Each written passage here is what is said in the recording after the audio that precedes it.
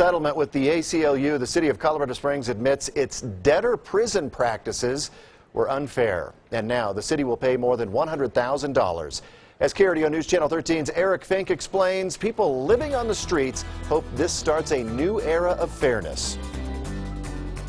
For the last 8 years, Bobby Fairchild has slept on the streets. This is probably one of the hardest things anybody in the entire world could ever have to live through is being on the streets. Life was made even harder for people like Fairchild when the city sentenced poor people to jail for not paying fines. But in a settlement with the ACLU, Colorado Springs will pay one-time inmates a portion of a little more than $100,000. The city will pay dozens of people $125 a day for every day they were in jail for failing to pay a fine.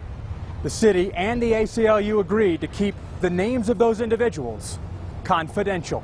We are hoping that this settlement is going to send a loud and clear message to municipal courts all over the state.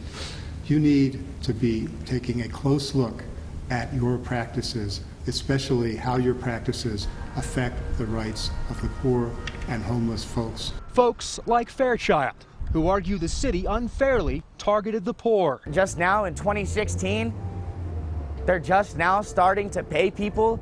At least they're starting to show some common sense and respect. The mayor's office says this settlement will make the judicial process smoother and ensure the city is in line with the law. In Colorado Springs, Eric Fink, KRDO News Channel 13.